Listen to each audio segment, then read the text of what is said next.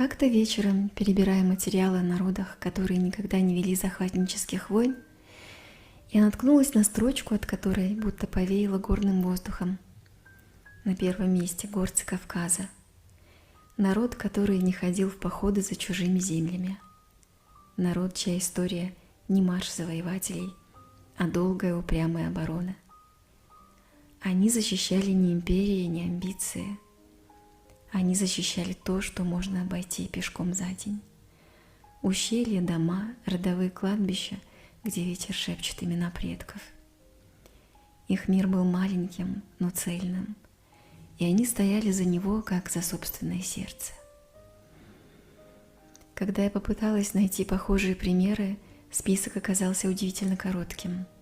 Финны, швейцарцы и дальше почти тишина. Большинство народов хотя бы раз поддавалось соблазну силы.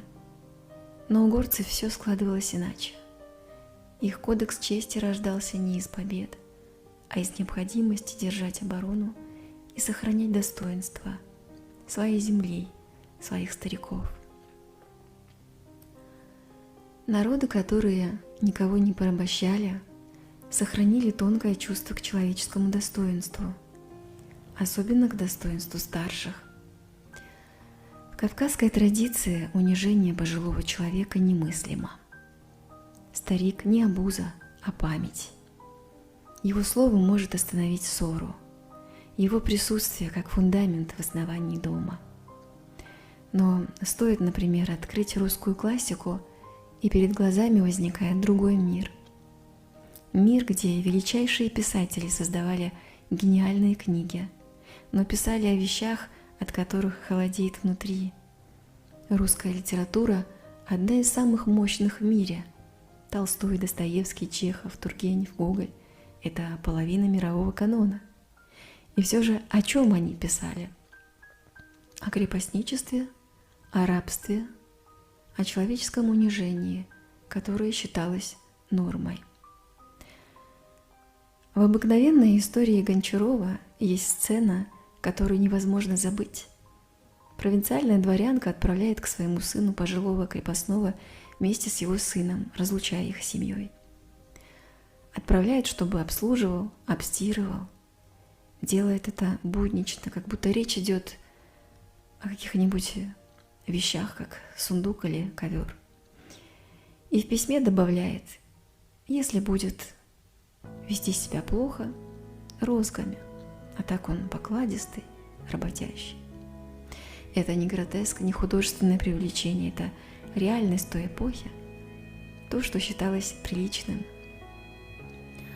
Можно ли представить подобное в кавказском обществе? Старика заставить прислуживать, старика бить. Это звучит как кощунство, как нарушение равновесия мира. Но парадокс в том, что сегодня мы не можем просто гордиться этим различием. История не щит, за которым можно спрятать нынешнюю реальность. А реальность, в частности, чеченского общества, далека от прошлого менталитета. Другие народы, даже имея рабское прошлое, стремятся от него уйти. Они строят институты, меняют культуру, воспитывают уважение к личности. Они работают над собой. И результат бывает очевиден. А мы все чаще движемся в обратную сторону. Потомки тех, кто никогда не был холопом, вдруг начинают романтизировать подчиненность, окрашивают ее то в религиозно-традиционные тона, то в политические.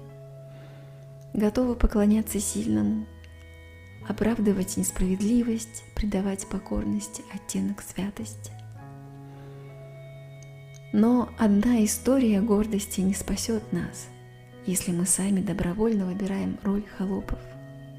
Да, мы наследники тех, кто защищал свободу, но сегодня готовы отдать ее за чувство безопасности, привычку подчиняться и иллюзию порядка.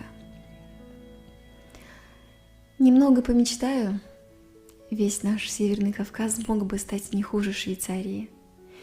И это вопрос не ресурсов, а желания и мудрости. Гармония в обществе начинается с очень маленьких вещей, с того, как мы обращаемся с собой, как бережем свой личный мир. Чужие мысли и эмоции врываются к нам быстрее, чем мы успеваем понять, нужны ли они нам. Глобальная сеть работает как электричество, кажется, что дает энергию, ускоряет жизнь, но обжигает, если пользоваться ею без защиты. Она истощает нас. Вы тоже наверняка замечали, как информационный поток стирает внутренний голос. Эти бесконечные видео, мнения, новости. Стоит чуть расслабиться, и себя уже не слышно. Не хочется подробно описывать всю низкосортную информацию, которая громко требует к себе внимания. Токсичный информационный поток шумит, как река после дождя, мутная, быстрая, затягивающая.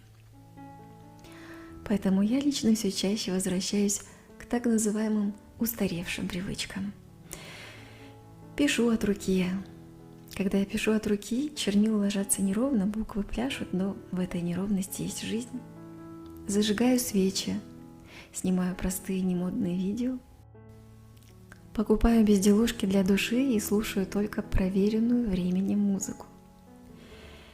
Эти маленькие действия возвращают ощущение реальности, замедляют, дают возможность снова почувствовать себя человеком, а не винтиком в цифровом механизме. Возможно, это одна из главных причин, почему одни люди так фанатично ударяются в религию. Я имею в виду наших соотечественников. Они не видят альтернативы. Но это опасный и ложный путь, который отнимает у человека самое главное – его душу, и он сам об этом даже не догадывается и видит врага в каждом, кто отличается. Почти неизлечимая болезнь. Но альтернатива всегда есть, и настоящая религия не может быть фанатичной. Свобода и духовность начинается с умения побыть одному. Не впасть в уныние, а открыть внутри себя новое пространство. Внутренняя свобода – единственное, что невозможно отнять, если ты сам ее не отдашь. Нам важно культивировать не только трепетное отношение к старикам или к традициям, но и уважение к индивидуальности. Это то, что помогает нам удержать себя в мире, который пытается перекричать каждого. Это способность обозначить невидимую линию, до которой мир, а за ней моя тишина и моя душа. Горцы Кавказа защищали свои ущелья. Мы сегодня вынуждены защищать свой ясный взгляд души, безмолвие внутри и искру собственной природы.